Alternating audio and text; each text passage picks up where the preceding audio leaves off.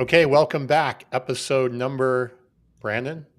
99. It prompts me to want to sing a song, like 99 episodes of Mastering Modern Selling on the wall. Keep going, Carson. Keep going. I Let's love go. having you on 99 the show with episodes that. of Mastering Modern Selling. You take one down, pass it around. 98 Well, episodes. so Carson, what does that mean for next week?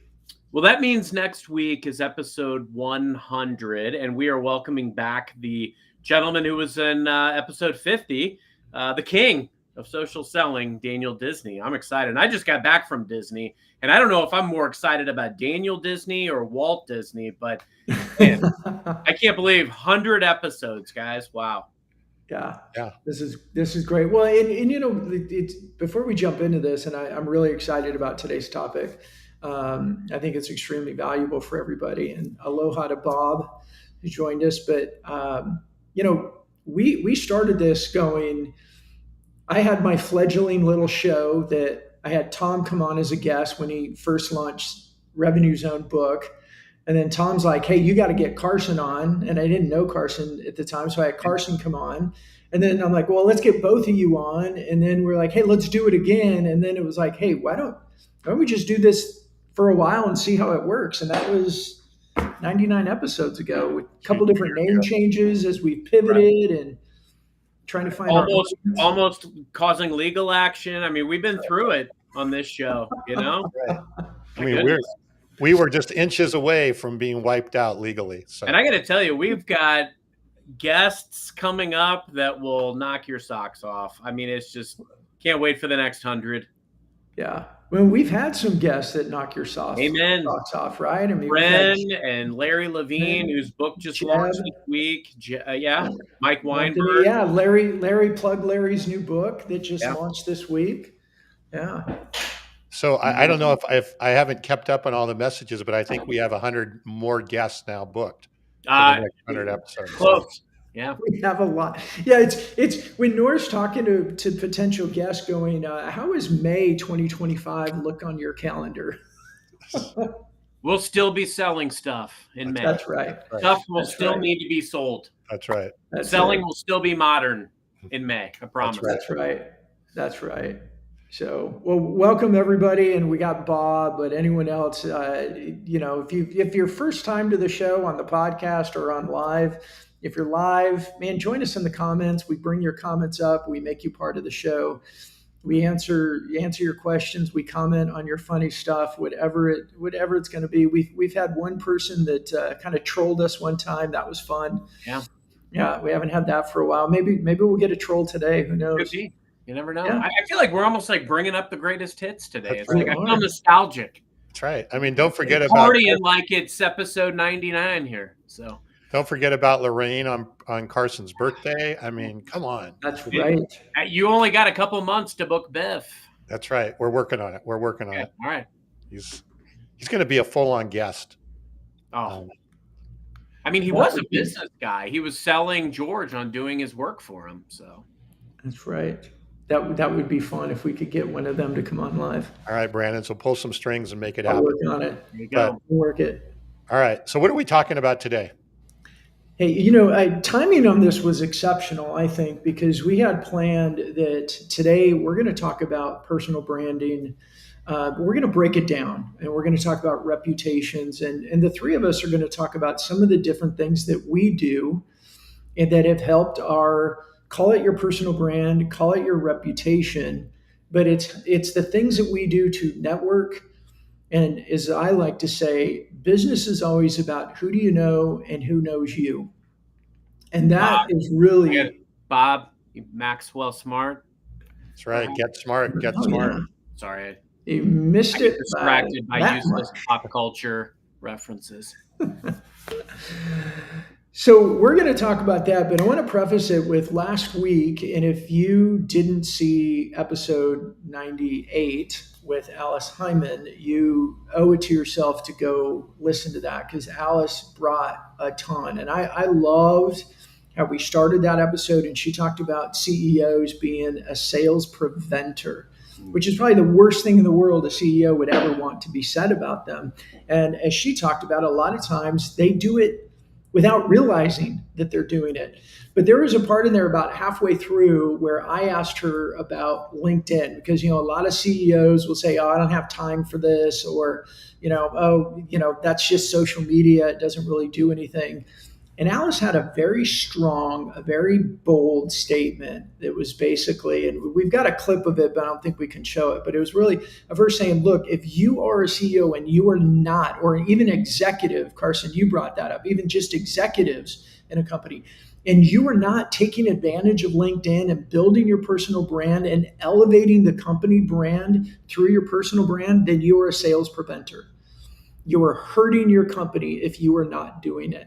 And then we had scheduled the next week to talk about personal brand and CEOs and executives leveraging LinkedIn. And so the timing was great. If you're listening to this and you've got the excuses of, oh, I don't have time, or this doesn't work, or I tried it a few years ago, or the one that I've been hearing lately is, oh, LinkedIn's ruined because of all the direct messages. If any of those are your excuses, I encourage you to listen and hear what we have to talk about with some of the tactics that either work for the three of us or work for some of our clients that should get you thinking and get rid of some of your excuses. Actually, get rid of all your excuses. How's that for a setup, gentlemen? Oh, I love it. I mean, look, while you're talking, Brandon, I'm thinking about it. And, I think you're spot on. I think a lot of people, C-levels, executives, they're going to be thinking of themselves, my old tried and true methods are good enough. My Rolodex is good enough.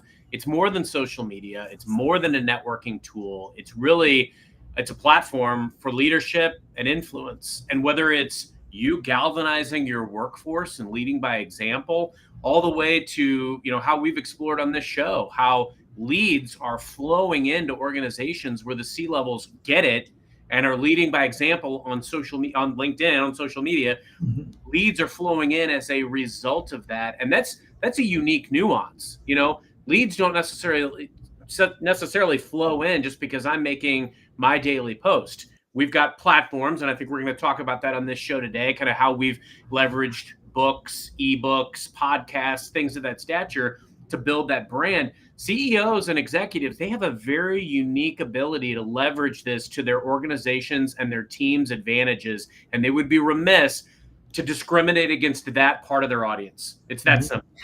I loved it when Alice said, you have a CEO title. Leverage it, because everybody wants to talk to the CEO, right? They have an account manager or whatever their title is, and people are like, but you have a CEO title. And I always equate that back to at a trade show or at some sort of a conference, we start scheduling meetings. What do salespeople do? Oh, CEO, could you come join me with this client? Because we want to go back to the client or the prospect and say, our CEO is going to join us.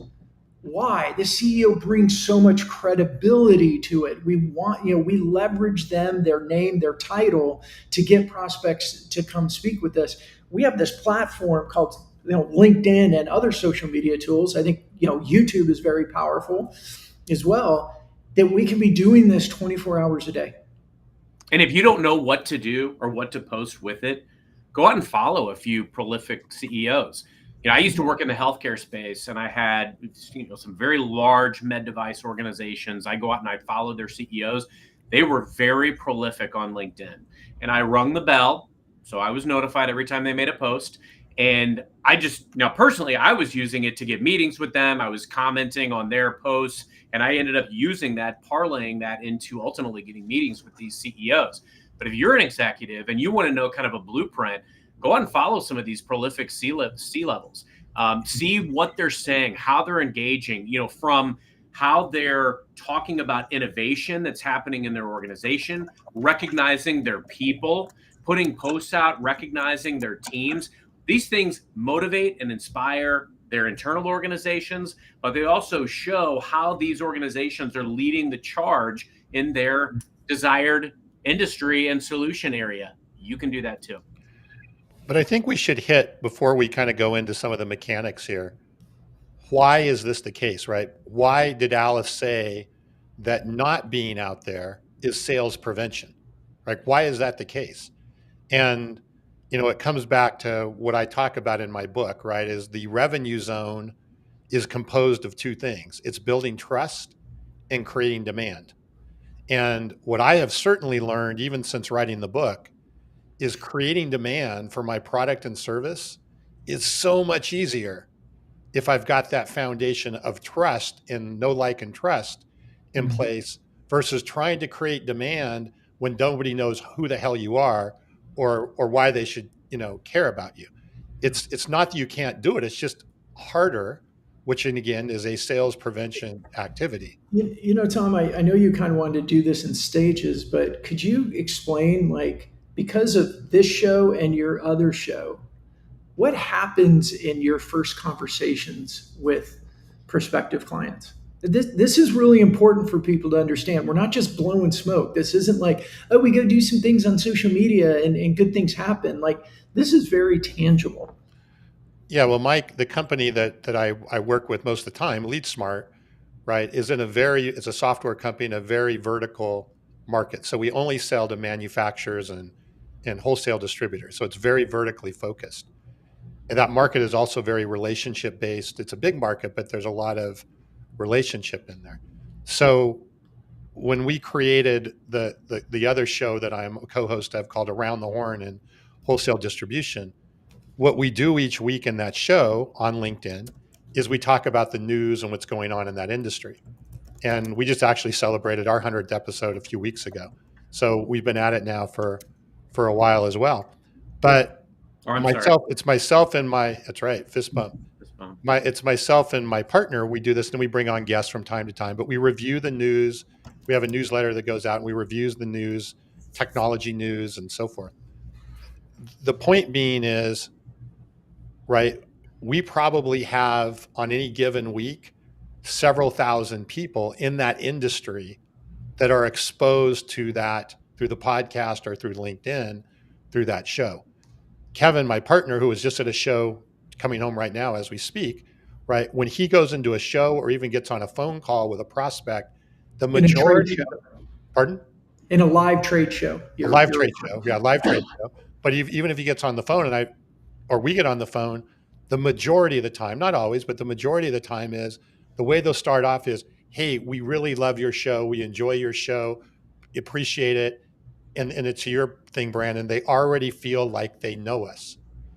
And what happens is the quality then of the conversation as it relates to sales and the prospect goes way up, right? Because we're not walking on eggshells and it's like everybody feels like they're friends almost.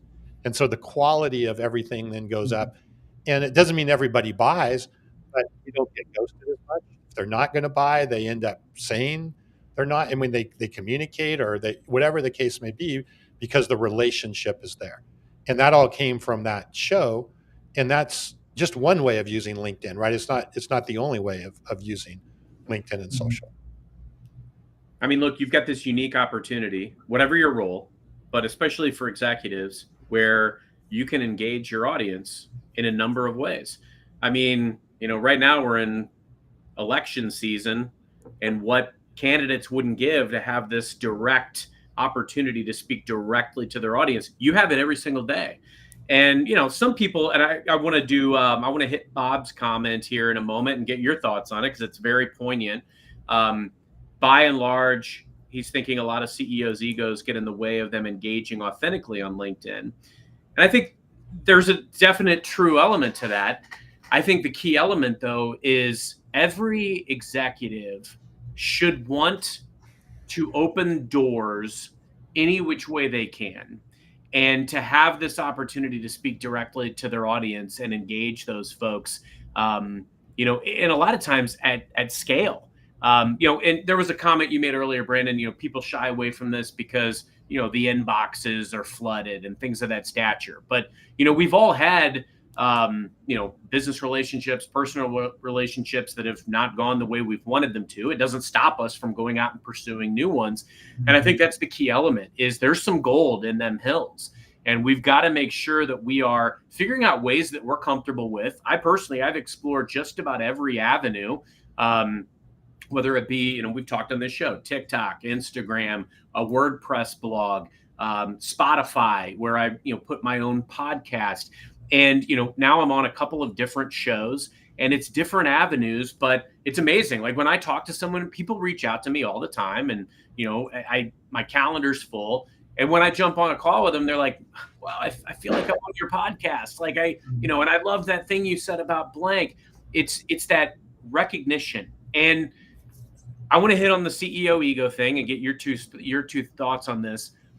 Regardless of a CEO's ego, I mean, personally, I think there are ways that even if you've got an ego, you can play this to your advantage. Wouldn't you want to? I mean, I don't like the vanity stats chasing, and I know we've talked about that on the Darren McKee show.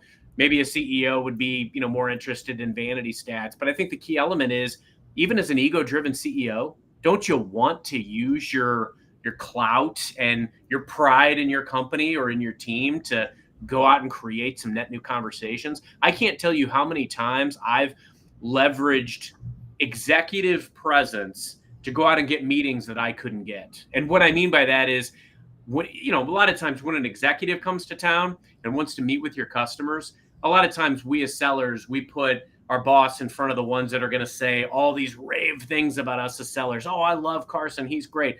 Nope. I go out to the customers that won't give me the time of day, and I say, I have this unique opportunity to get you in front of this C-level or this VP level. They're going to be the ones who are reviewing investments we want to make in the future, discounts we want to approve in the future, et cetera. You better believe they take those meetings. The C-level, the VP level, there is a inherent ability to leverage that title, and you've got to use it, ego-driven or not. But wouldn't Brandon, what is your tagline be everybody knows you, and what are the two things everybody knows?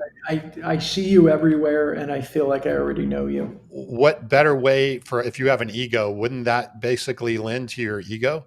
I mean, if you're walking through a show or a hotel or whatever, and somebody reaches out to you, and so, I mean, I can't imagine it would play right into if your ego, I mean, heck, look at Brandon. I mean, he's got the biggest ego I know, and look at how everybody knows Brandon when they see him. Right. I mean, hell, I have people walk up to me asking me, Brandon. Right. Oh my gosh. We got from episode 101 on, we got to come up with a new talk track around that. It's so good. We got to keep goosing it. I know, you're allowed to. You guys are just jealous that you weren't on Back to the Future. I am. I wasn't old enough, but right. Oh, wow. I like that backhanded compliment. That's good. Hey, look, I want to address the ego thing, because Bob, I disagree with you. I don't think it's so much ego. I think it's fear and ignorance. And there is some ego in it as well, I'm sure. But look, I think they have a misperception, and I talk about the false beliefs around LinkedIn or social media. They tend to think that social media is self-promotion, and they want to stay away from it, because then it seems like they are pushing their own agenda, and I have an ego. I think it's a bit of an education in realizing that this isn't self-promotion, it's brand promotion, leveraging the title that you carry. And the way I try to get people to think about this, thank you, is, and it depends on the era that you grew up in, but if I say the company, Carson, hold on. If I say the company Microsoft, who do you think of? My CEO. Right. But in other people might say Bill Gates. If you say Apple, who do you think of? Jobs, Tim Cook. I say SpaceX, who do you think of? Elon. Right?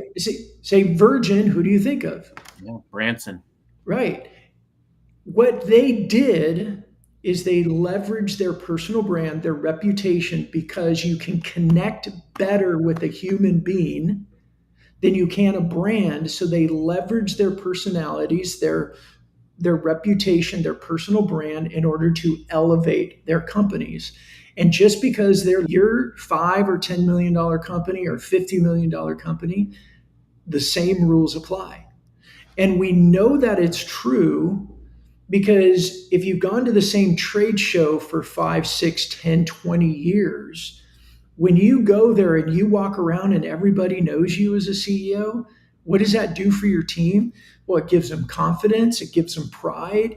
They get more people say yes to have meetings with them. Your HR person, when they're reaching out and recruiting somebody, they go, oh, I know who your CEO is. Yeah, tell me more.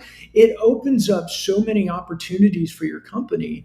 We just have to get rid of these false beliefs. It's not self-promotion. It's brand promotion. The other thing is, it's not your kids' social media. We're not saying do duck faces and be all me, me, me, me. We're not influencers on Instagram. You're being influential. And Carson, to what you said earlier, and I thought of this is, and I love this one. If somebody just think for this for a second. If you go to a conference and you spend a whole bunch of sponsorship dollars to have a breakout session and be on stage, you're paying 25 grand, you pay 40 grand, you pay more, whatever that price point is. When you have a show on LinkedIn and you have a place that you can publish content every single day and be in front of tens of thousands of people for free. I love it. Something else too, Brandon. I mean, you called out one of the big inhibitors, and that's the time restraints, or even just finding the right tone, not knowing what to say. And I would challenge C-levels, executives today that have those thoughts. First off, it's not as big of a time constraint as you think. There are ways to scale the content. And what I mean by that is, something that I may put out on LinkedIn may also go out on my blog, on Spotify, on WordPress, on Instagram, on TikTok, on Facebook, you name it. So it's a way to touch all of those potential audiences. And not all of them are going to be relevant for your business, but some of them may.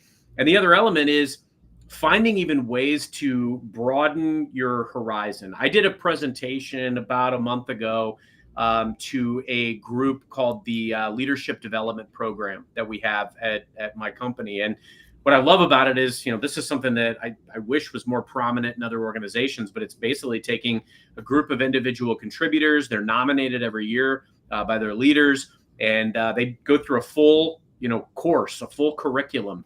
And I did a presentation on brand and on career progression. And one of the things that I talked about was how some of these types of things, the different ways that you can do these things to engage. And what I actually did from this is I took the transcript of that call and I was able to turn it into multiple social posts in seconds flat with AI. And, you tag a picture with it or a quick video or something like that. There are ways that your content can continue to touch lives, engage meaningfully, and have the desired intent at scale without you really lifting much of a finger. And that's what I challenge people to look at. These are things that you couldn't have done a year or two ago, but now we can. And so I challenge you to think about how you can, take that YouTube video or that interview that you did a year ago, take some of those golden nuggets and present them to today's audience. Because here's the thing, being on LinkedIn is a great way to develop the trust and credibility with your audience that you seek. And you can do it very easily, and it doesn't take near as much time as you think it does. Carson, that's excellent, and you're so spot on. I love it, and I think Jeff Leisure. Hi, Jeff. Thanks for joining us today too. His question, I think, lends to that as well. Is there a better ROI to a CEO than being visible?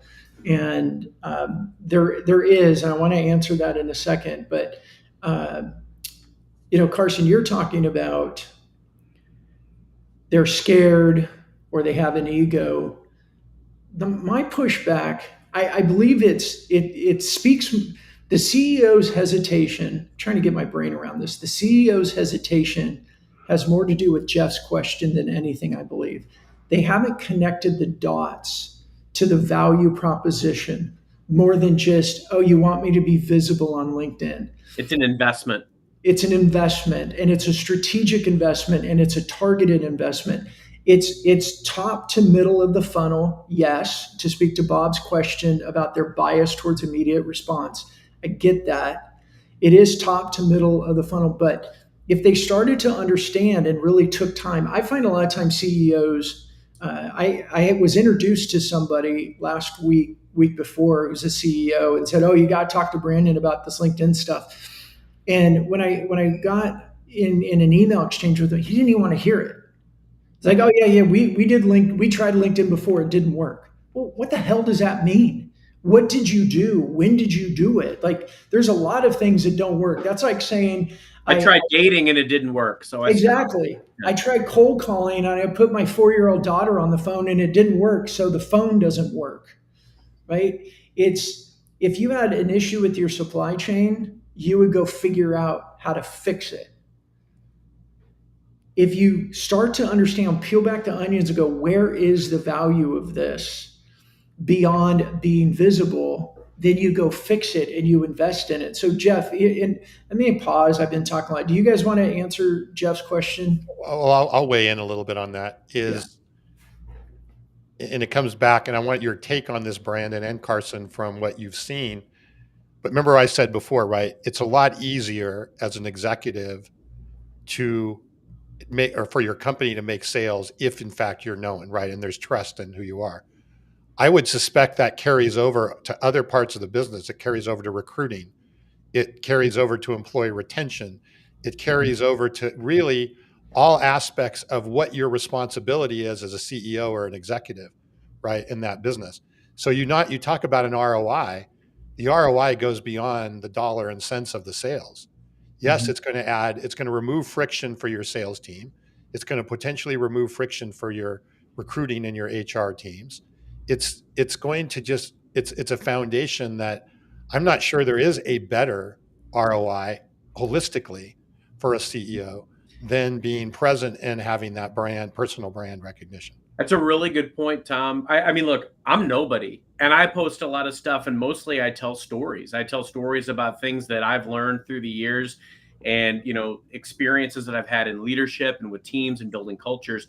What this does is this enables you to create a destination culture, people that will ultimately reach out. I can tell you how many people that I don't even know who they are, and they're reaching out to me saying, hey, love to connect with you, have you mentor me, would love to work for you, type of thing, only because of this opportunity. Now think about at a CEO level, if they're doing that and they're going in and they're talking about stories and the culture that they're so proud of, and they're highlighting and spotlighting their people and the innovative things that their organization is doing, how is that going to hurt? I mean, here's the thing. One of the biggest challenges that we have sometimes as organizations is standing apart from the crowd, standing apart from the competition.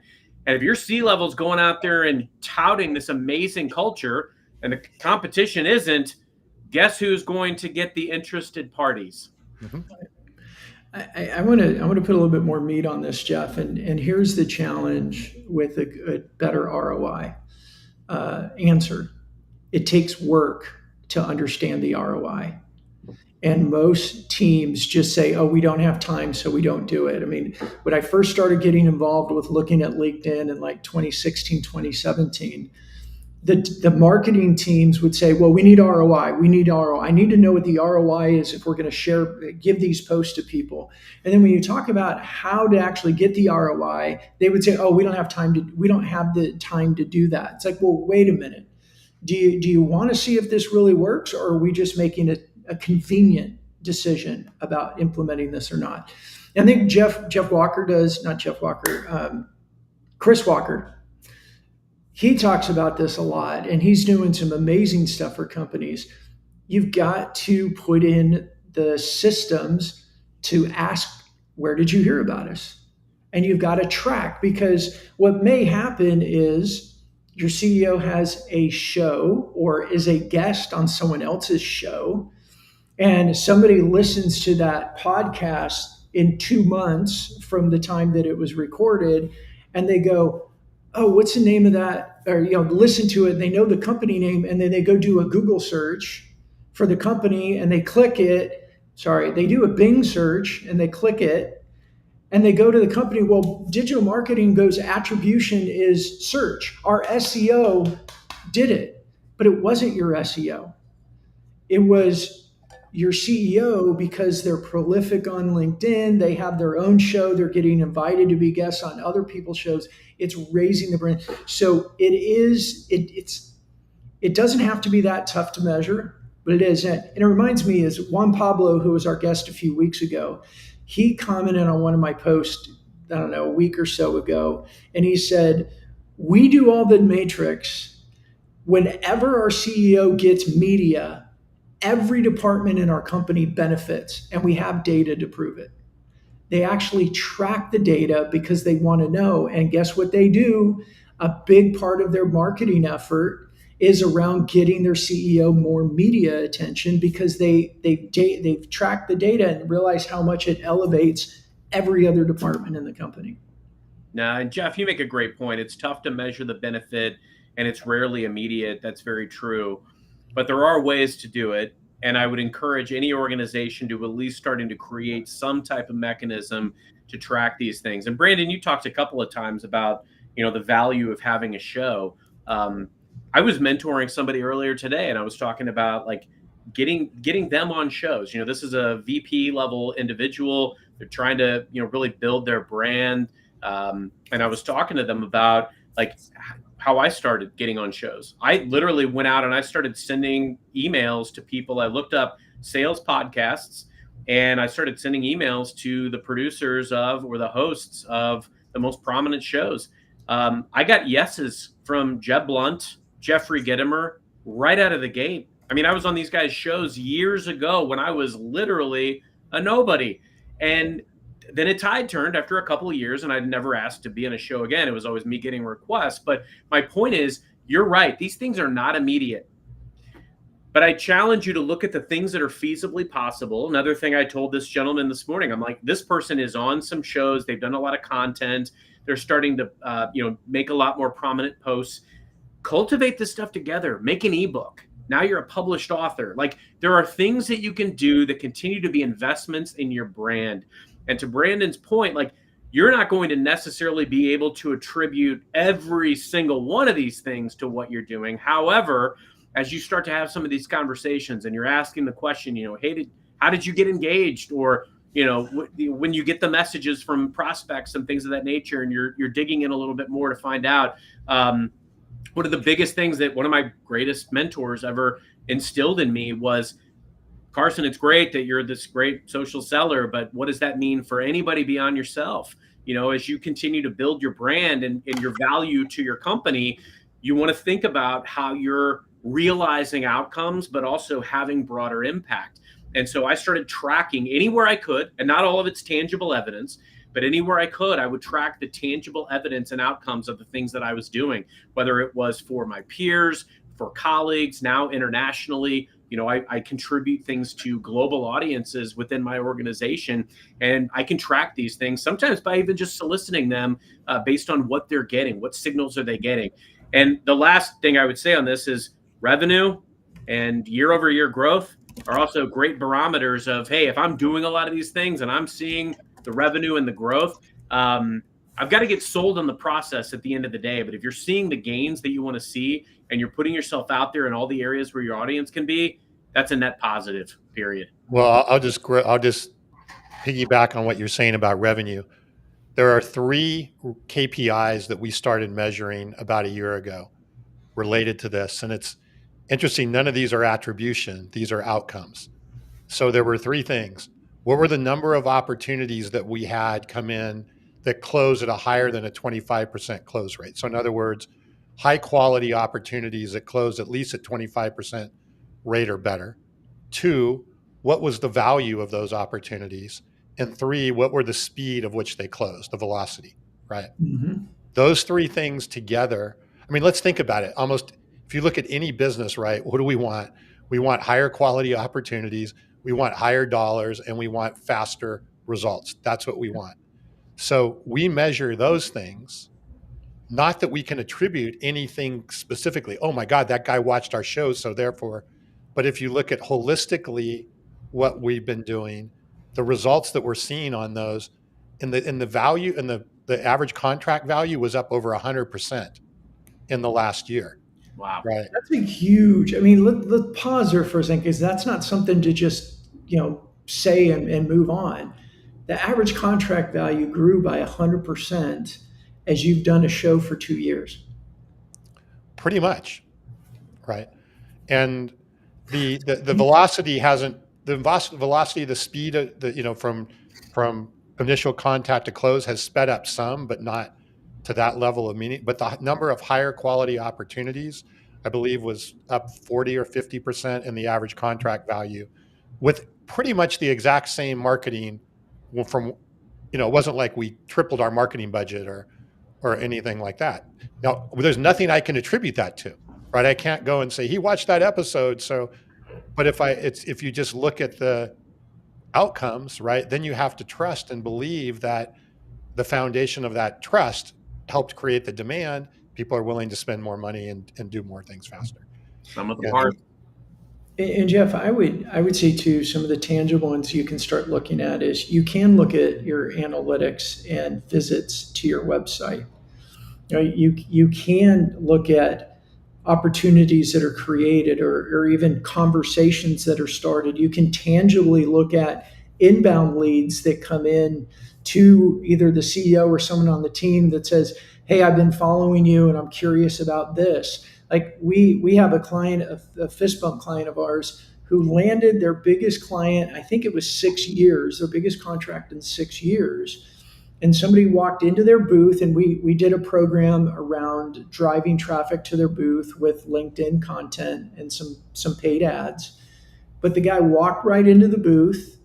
He looked and he said, I've been paying attention to your videos. I'm really curious about this, and I've been waiting for the show to talk to you. And of course, my client kind of looked at me like, you said that was going to happen. And it happened. And then several months later, they closed their largest contract in 6 years, I believe it was. So Jeff, there's a lot of easy ways to be able to track the ROI too, by looking at some of the typical attribution points. But you also need to be a little bit, I guess, deliberate and ask some of those questions. And I could tell stories of, we have a client that we've been serving now for a little while, and I even spoke at an event for them, but it was their enterprise sales leader sent me a connection request, said, I've listened, somebody introduced me to your show. I've listened to the last few episodes.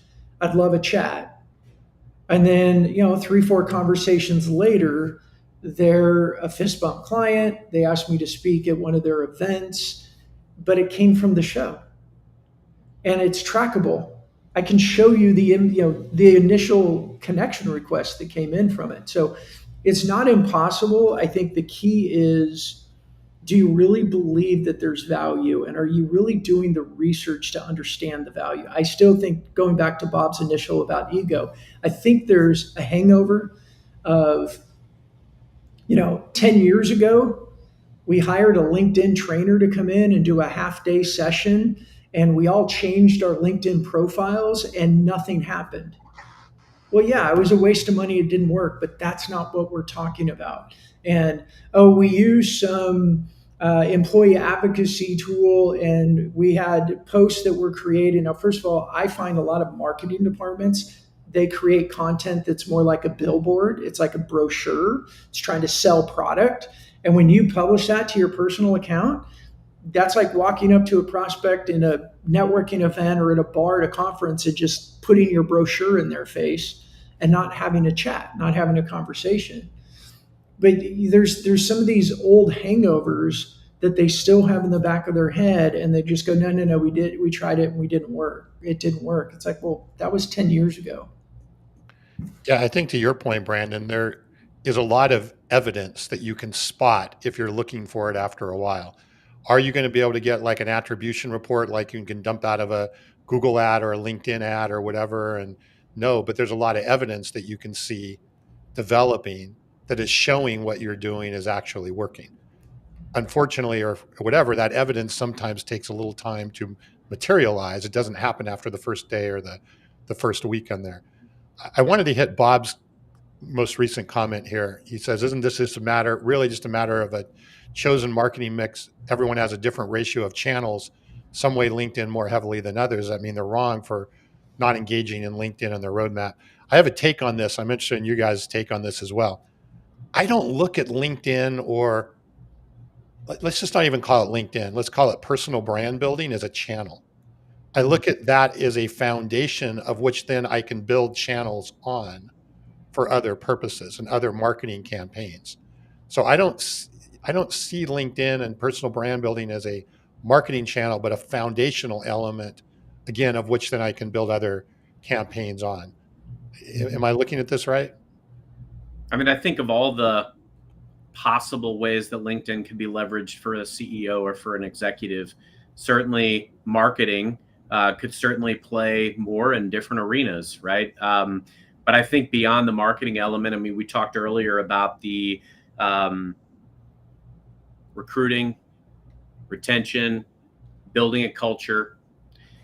Furthermore, I mean, I even think about the opportunities that I've gotten from LinkedIn, and I would multiply that for an executive, right? You know, the opportunity to go out and follow prolific leaders and learn from them, the opportunity to leverage, you know, doing a show, connecting. You know, I've gotten the opportunity to become a strategic advisor for different organizations as a result of LinkedIn. So there's that individual component, an element for a CEO, why they need to be there, because a lot of CEOs, I mean, they may make a move at some time in their career. They may make some connections. So there's that personal element of creation of relationships, networking, but also that unique opportunity to build credibility with a broad audience that they may be interacting with at some time in the future. I feel like anyone not on LinkedIn or not leveraging LinkedIn is almost operating with a tunnel vision. It reminds me of when I long ago worked for an organization, and I had a manager who literally, you know, said that if they started a business today, their first thing that they would invest in would be in the yellow pages. And this was after internet, after, you know, Google. And I feel like if you're not investing in LinkedIn today in some way, personally, professionally, and also in ways that it can make your organization's brand embellished, look better, shine and sparkle, then you're missing out. Mm-hmm. Yeah, I think, you know, change the lens that this isn't LinkedIn. This is networking. It's meeting people. And we never went to one networking event, came away and go, well, that was a waste of time. No, it was always, we'll go back and go back and go back. And then we didn't always go, well, who exactly did you meet and did it become an opportunity? It was like, no, I'm building relationships with people, and then opportunities start to come or referrals start to come from it. I think, you know, to Bob's point, assigning direct causation, if we think of LinkedIn or any social platform, even, you know, YouTube, as a channel, it makes us look at it in a light or from a lens that doesn't make it valuable. If we look at it more like, hey, I need to build my reputation, I need to be known by more people, and I need to know more people. And I don't think anybody can argue with that those are good things for your career, for your business, for creating opportunities, for finding new employees, for having, you know, meeting new vendors that could serve you better than your current ones, or any of those things. I mean, it's why we golf with business or we go to cocktail parties. Why? We want to know more people and we want to be known by more people. If you look at that lens, then we can get out of these conversations of, well, what's the ROI? It's like, really, does everything, if everything has to be ROI, then we're going to scrutinize, like, why do you get on that plane? Well, because one of my really great clients is there and they've been with us a couple of years and competition is kicking up and we need to go make sure that we're in pole position. But is there a direct ROI right now? I believe that we've over scrutinized ROI around anything digital content, social media, YouTube, LinkedIn, because people were scared about how to use it, or they're scared to do it wrong and ruin their reputation. So a lot of the excuses, and I will call them that, they are excuses to not figure it out, are just convenient. So, hey, in the last, 10, 15 minutes here, let's talk a bit about some specifics, right? Because I think there's a lot of ways to potential, like, Brandon, I'm nowhere near, or even I'm nowhere near active on LinkedIn with posting as you two are, but I am on two shows every week, right? Mhm. So I'm out there, I'm just out there in a different way. What are the ways that people can put themselves out there? What are the different ways that you can contribute to that personal brand and build that visibility? It's not just one thing that you have to do or necessarily absolutely have to do. I think it's a combination of things. Yeah, that's a good Carson. Why don't you? I really like what you do, Carson, because you maximize every single piece of content that you create or you're a part of, and you maximize it. And I see it on Facebook, I see it on Instagram, I see it on TikTok. Obviously, we see it in LinkedIn. Uh, you do a really good job of being everywhere, and qualitatively, I know it works. When I was with you and we had lunch, and I love this story because Carson and I got to go eat somebody's leftover buffet lunch because their meeting was ending and they had leftovers. And as we're walking back to our room, this guy came around a corner and it was like he was all fanboy. He's like, "Oh my gosh, Carson, it's so good to see you." And don't get embarrassed because it's true. You've earned it. Like you've done the work to earn this. And he was so excited to see Carson, and I'm like, "Oh, cool! Like Carson's buddy." And Carson shakes his hand, and I'm like pulling Carson's plate so his food doesn't fall because the guy was so excited to see him. And we start walking away, and I go, "Hey, Carson, who was that?" And he goes, "I don't know." It may not be a tangible ROI, but my gosh, that is huge valuable because that guy knows you. He may refer you. You're top of mind when he needs you. I think he was a Microsoft employee as well. But there's so many good things that come of that. And that was one person. How many thousands of people are out there like that who think of Carson in the same way? Well, and we have some big offices like in Dallas, and I'll go there and everybody knows who I am. And it's surreal. It's the only type of celebrity I would ever want to be, like a Z-list celebrity where I'm known for certain things and with certain people, but I can still go outside and nobody cares who I am. But in all seriousness, I got to say, like the opportunities that have come from the shows and the content, and don't get me wrong, not everybody's going to love it. I know there's absolutely been people that, I go back to the David Goggins quote, "You're never going to find a hater doing better than you." I mean, there's going to be people that don't want to do the work and they're going to not like you because you're out there, and they're going to say you're being self-promotional and you're doing all this. Well, if I'm not out there tooting the horn of some of the great stories that I feel like I have, nobody's going to do it for me. And the ends justify the means. I have created relationships that never would have existed without social, not to mention over $1 billion in deals that never would have existed without LinkedIn, or the first meeting being from LinkedIn. But job opportunities, relationships, new vendors, like Brandon just said. People, like I jumped on a call yesterday with a brand new vendor and they're like, "Oh, it's the LinkedIn star." And it's like, these people know who you are when you walk into these meetings, which is honestly very helpful because it's a unique differentiator. It's something that not everybody is doing. And I tell people all the time, I know what my strengths are and I know what my strengths are not. And I believe strongly that you can leverage, you were asking about different mediums, Brandon. I looked at where my audience is and also could be, and was really intentional about how I could touch those audiences. Now, I've talked on this show before about how I kind of straddle a line. I work with, people that, consume technology. I work with nonprofits. I've worked in healthcare, but I also work with salespeople, and none of those audiences care about the same messaging. So I've kind of straddled the line, and I try to, I do a lot of career focused things, a lot of leadership focused things that will resonate with, throwing bouquets to all audiences. But the things that you can do with like LinkedIn groups, going out and creating a group, inviting people to that, creating a show, creating a newsletter on LinkedIn, you get tens of thousands of views of some of these articles just by making a post. And that article can go out on LinkedIn as a newsletter. It can go out to my WordPress blog. I can also post it to Facebook or wherever I want, and Twitter, and you name it. And these things can happen in minutes.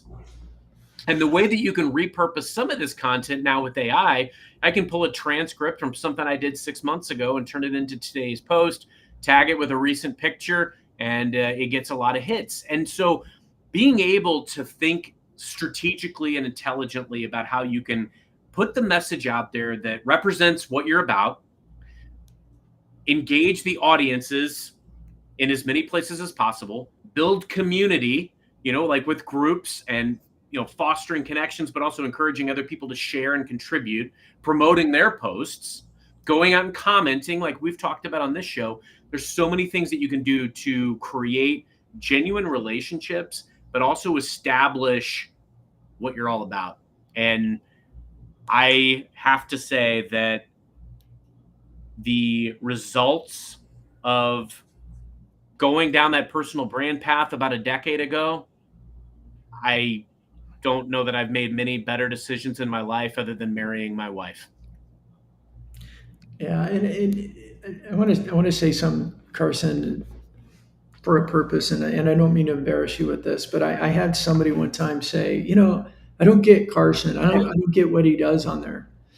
And I said, well, what don't you get? And they're like, well, his message and this, and I said, well, how do I say this the right way? I was a little bit direct and maybe a little bit blunt, maybe a little bit borderline rude, because this person as a CEO had zero presence on LinkedIn.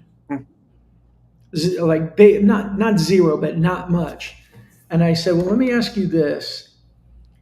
If you could have Carson speak at an event for your company, would you want him there because he would draw a bunch of people? Well, yeah, that'd be great. And I said, then what don't you understand about what Carson's doing? Wow. Right.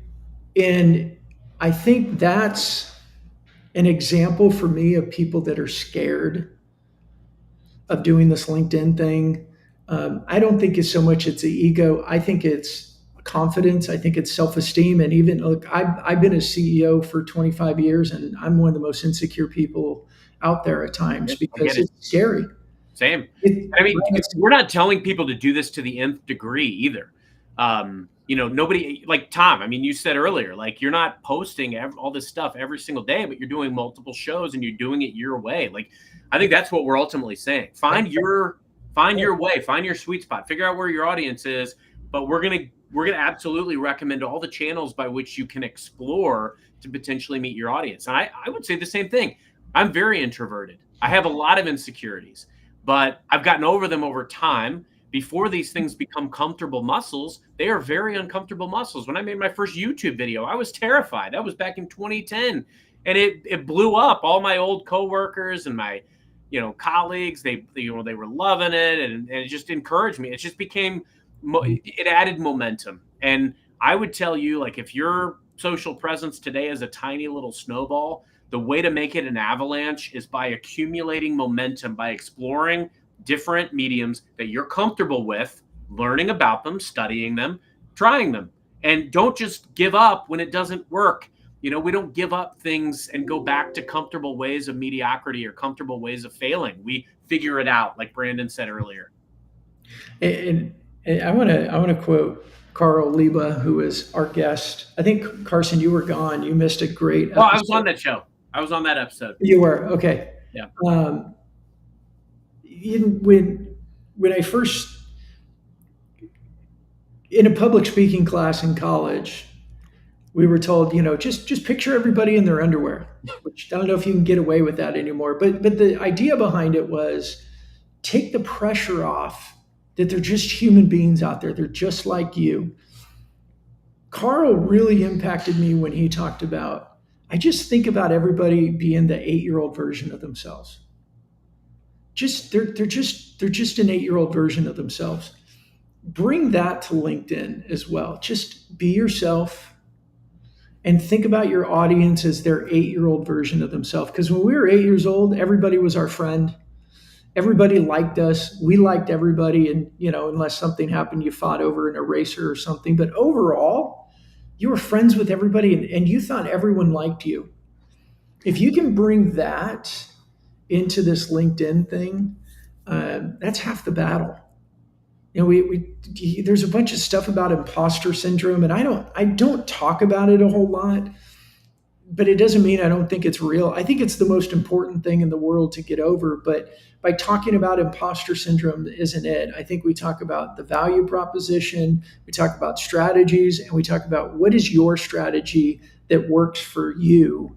And let's start there, and we can start small and work our way up. You don't have to do a show day one. You don't have to publish every single day, but just figure out how to start, because it's like being in your entry-level job and your boss tells you you need to go to networking events because you need to go out and meet our customers, and you just go, no, networking events don't work.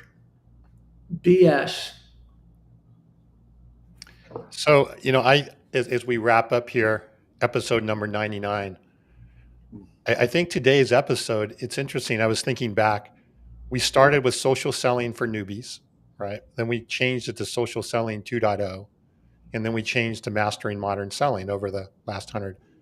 But everything we've talked about today, I think, is a culmination of pretty much everything that we've been talking about for the 99 episodes. It's profound. No, but it's true, right? When you think, it's like it all comes back to, I think, this foundational element. I think we've got the point. As we move ahead to the next 100 and the next 100 guests that we've got queued up here going forward, everyone's going to bring a bit of a different take and a different perspective, whether it's sales management or sales or whatever it is that they're bringing to the table. But everything I think that they're going to talk about will be enhanced and is enhanced by the things we just went through today and got here. And I think we've got the point. I think we really made the point. So, and it is a foundation. You guys remember when we started, we said, hey, the three of us are going to do this show. You guys remember with social selling for newbies. Yeah. That's when I was saying, I don't want the word social selling. And we have Carson's the producer and known for sales. Tom has a marketing book, and I'm like that personal branding, networking person. And I hated the word social selling because it brings images of pitch slapping and automation and things like that. And I've been very resistant to it. And I'm okay with that now. It's mastering modern selling. But the foundation of it, just like everything in sales, it's always, if your personality sucks, you're not getting anywhere with your customers. If you don't know how to start a conversation, you're never going to have a conversation. And the foundation of all that in this modern selling or this digital selling world is your personal brand. That's right. It is modern selling. It's the foundation of modern selling. I see you everywhere, and I feel like I already know you. And we have a little bit of time, don't we? I've heard two people over the last several months.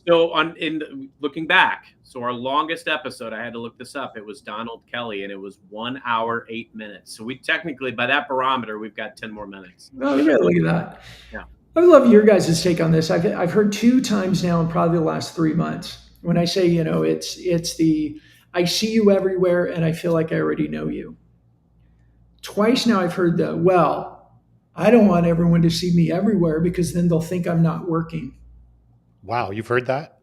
I've heard it twice now, and I'm like, really? Like I'm scratching my head going, really? That's the reason why? The best way to calm that? Results. Nobody's ever questioned me, and I'm everywhere. I had somebody tell me one time, every single time I pull up LinkedIn, there you are. How do you find time for this stuff? But nobody's ever complained about my results. There you go. Carson, you pop up on my Apple Watch 2 to 3 times a day. That's beautiful. Yeah. See, and I'm top of mind. It goes back to what someone told me years ago, literally 2013, at this small consultant firm where honestly, like one of the executives tried to steal my biggest lead and claim it as their own. But one of these guys literally said, use LinkedIn. Use it to find ways to stay top of mind. And that always stuck with me, because people know you. And I made a post, my gosh, what was it, like 2 weeks ago, about how I had not been feeling well. And like, I've had so many people reach out, and I'm doing better. I'm not 100%, but thank you to everyone who's reached out. It's amazing. Like, people follow your journey. They know you as a person, even if you don't know them or know them well. It's just unbelievable. And Bob's dreaming about us. Yeah. Sorry, Tom and I start laughing while you're talking. We saw Bob's. Yeah, I love it. Bob, we dream about you too, my friend. We do. All right. Well, excellent points today. Excellent episode. I'm really looking forward to the next 100.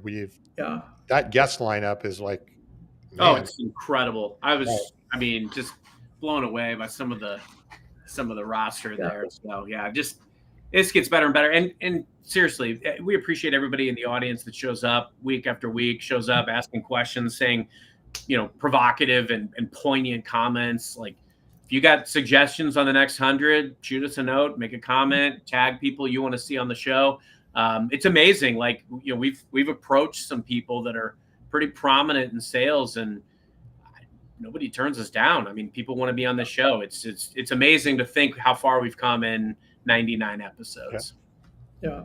And if you're on the podcast, hey, we honestly, we've kind of neglected promoting the podcast as much, because we really enjoy the comments and all that. But if you're on the podcast, the next 100 episodes, we are going to focus on it more. We actually have an advertising campaign that we're going to be doing to help us get more reach in front of people. But if you'd be so kind to help us, give us a review, screenshot it, share it with somebody and say, hey, these guys are a bunch of dorks, but they're saying some good stuff. Whatever, we'll take it. We'd appreciate it. We're just three knuckleheads trying to have fun and figure this out. That's when we started for Social Selling for Newbies. We're all newbies. We're all trying to figure this thing out. Let's go have some fun doing it and just create conversation. So if that resonates with you, we'd love for you to join the community and be a part of it. Here. All right. So Daniel Disney next week, number 100. We'll kick off the next century of shows. Carson, you want to wrap us up? Yeah. Thank you both, gentlemen. I learned a lot from you guys, and it's been a fun run. Let's keep doing it. And to our audience and everyone.